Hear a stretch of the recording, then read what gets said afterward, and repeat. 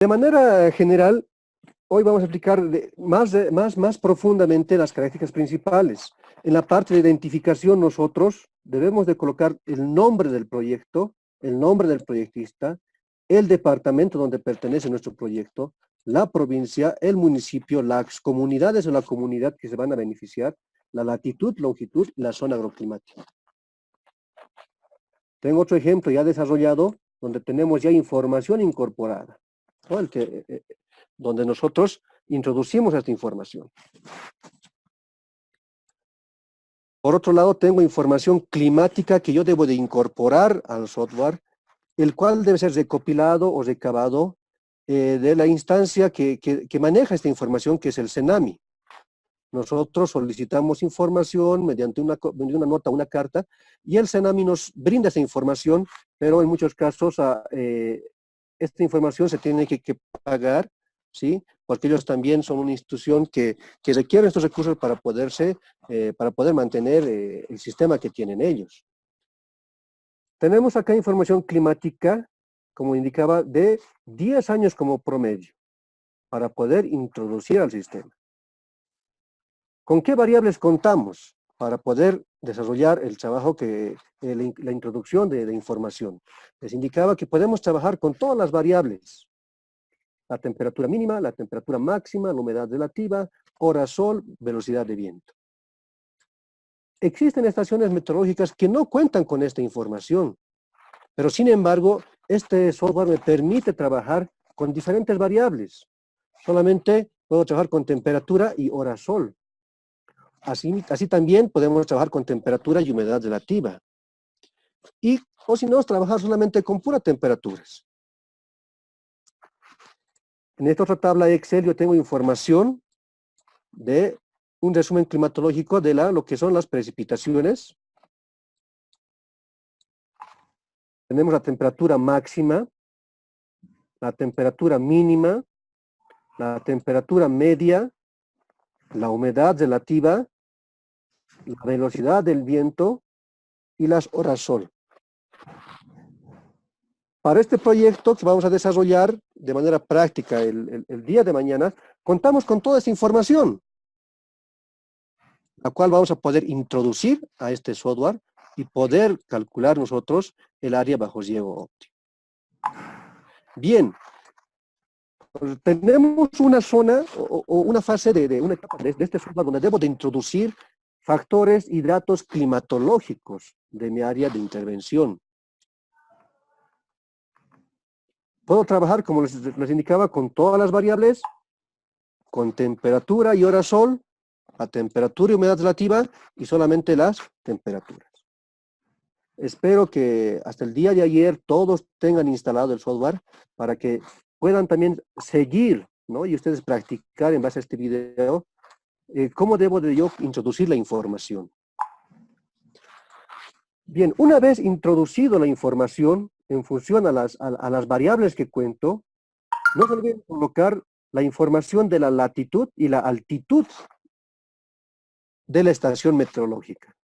Ojo, reitero que esta información no es la misma la que se introduce acá, ¿sí? En muchos sectores o en muchos municipios existe una estación meteorológica y coincide la latitud con la estación meteorológica, pero en otros sectores no coincide con lo que es la información meteorológica de la ubicación del proyecto y dónde se encuentra la estación meteorológica.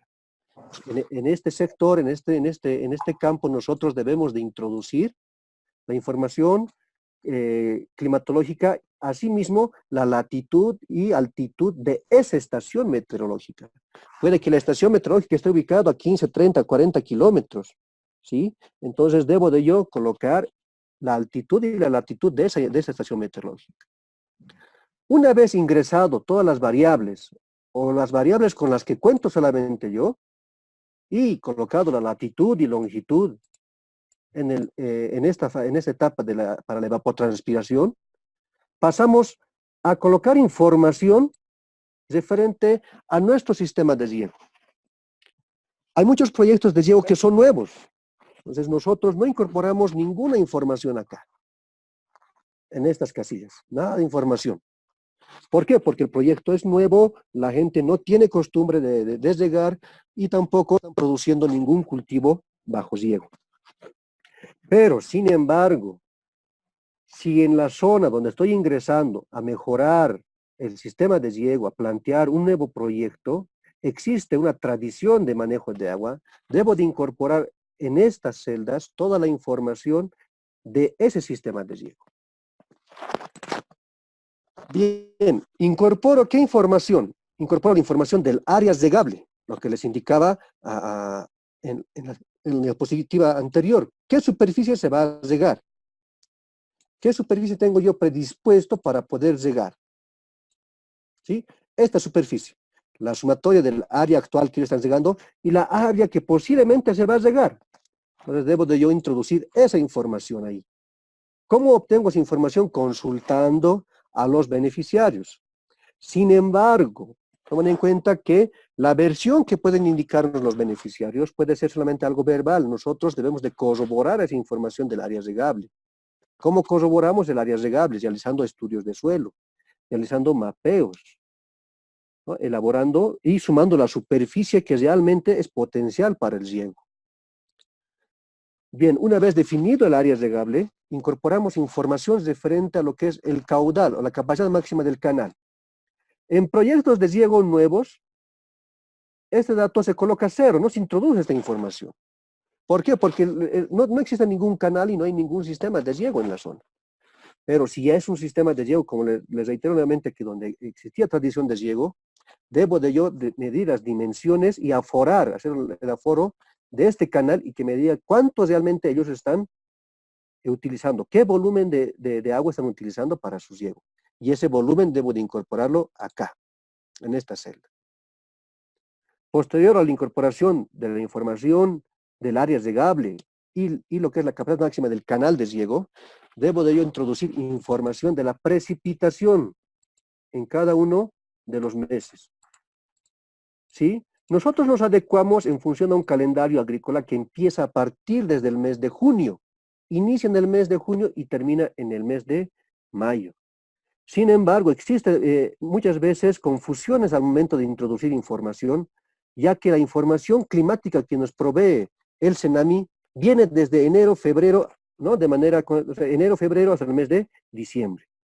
Y al momento de nosotros introducir información a nuestro software, copiamos información de enero en el mes de junio. O sea, ha habido muchos errores en ese sentido, ¿no? Entonces hay que tener muy en cuenta que nosotros trabajamos nuestro calendario agrícola a partir del mes de junio. Información junio, julio, agosto, septiembre, ¿no? Hasta el mes de mayo de la precipitación. Una vez introducida esta información de la precipitación que yo he obtenido de los datos climatológicos del CENAMI, debemos de incorporar información de los derechos de terceros. ¿A qué se refieren los derechos de terceros? Si un sistema de riego depende de un río principal a la cual existen comunidades aguas arriba y aguas abajo, por ende existe aprovechamiento de esa fuente de agua. Por lo tanto, el volumen de agua disponible que se ha aforado en el río no va a ser la misma, no va a ser la que yo voy a utilizar porque aguas abajo están utilizando ese volumen de agua. Así también aguas arriba. Entonces, acá yo debo de estimar y colocar el volumen que está o que se está utilizando para esos sistemas de riego aguas abajo. Si bien en la recabación de información del diagnóstico, al desarrollar mi proyecto de riego, debo de yo consultar si existen proyectos aguas abajo y sacar información de cuánto volumen ellos están utilizando. Porque al momento de aforar el río, yo puedo tener un volumen de 500 litros, pero esos 500 litros yo no lo puedo disponer porque existen sistemas de riego aguas abajo. Entonces coloco esta información. Y si no existiera, entonces no se coloca esta información.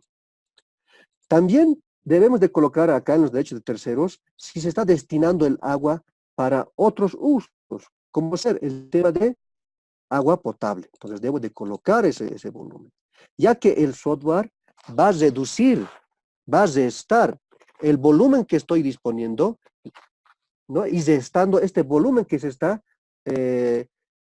repartiendo en otros sistemas de riego o destinando para otros usos. Ojo, considere esta información. En muchos proyectos no se coloca esta información, habiendo incluso proyectos o sistemas de riego aguas abajo. Y una vez que se ejecuta el proyecto, no existen ya problemas porque el volumen aforado está afectando ya a otros proyectos y a otras comunidades. Una vez introducido la precipitación y los derechos de terceros, debo introducir información de los cultivos que actualmente están sembrando en la comunidad.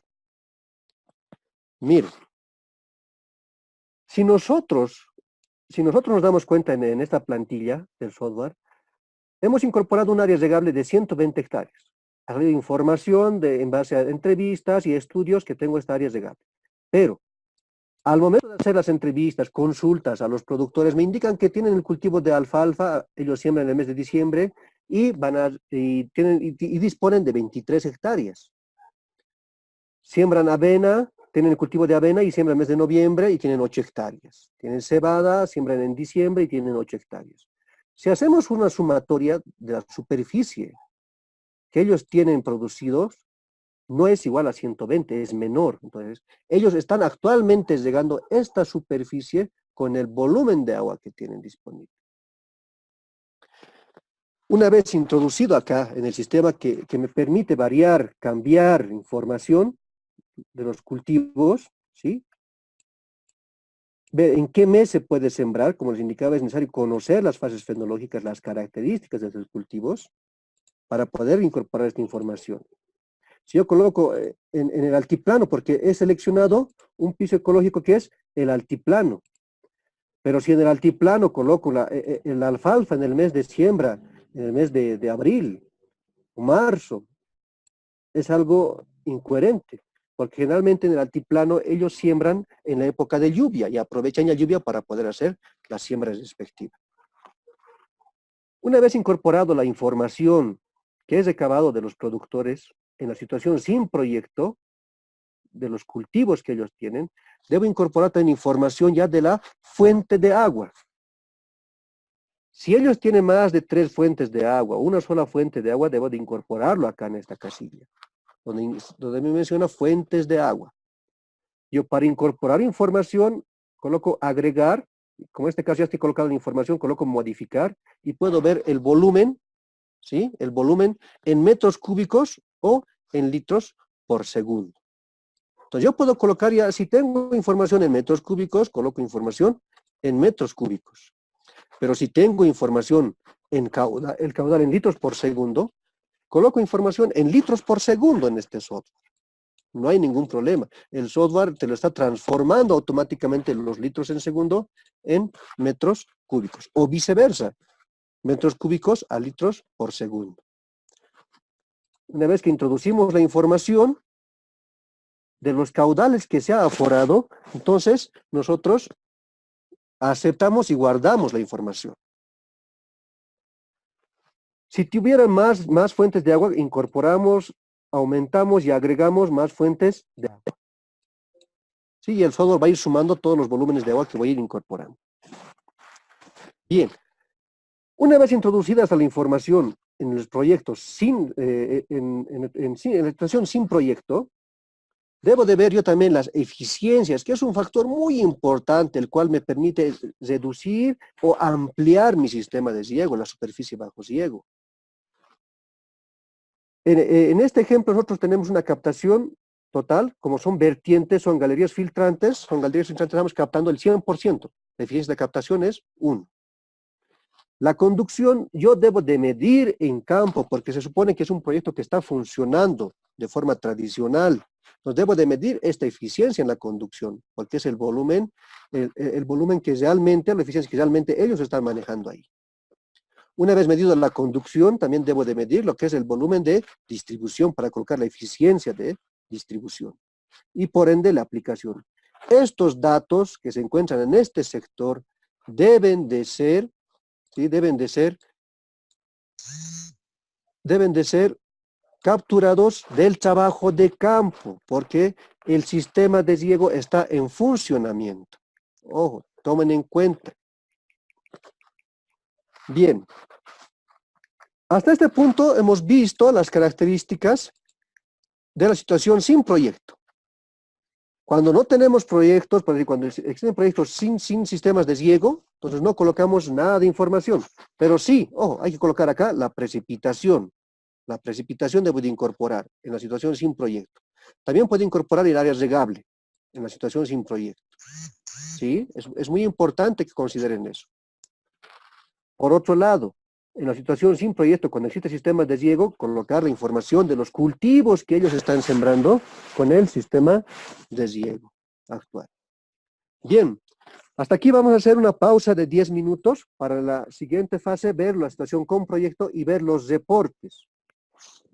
Hasta este punto les estoy explicando las características de este software, cómo debo incorporar la información y qué información debo incorporar. ¿Sí? Muy bien, entonces, colegas, vamos a hacer una pausa de 10 minutos.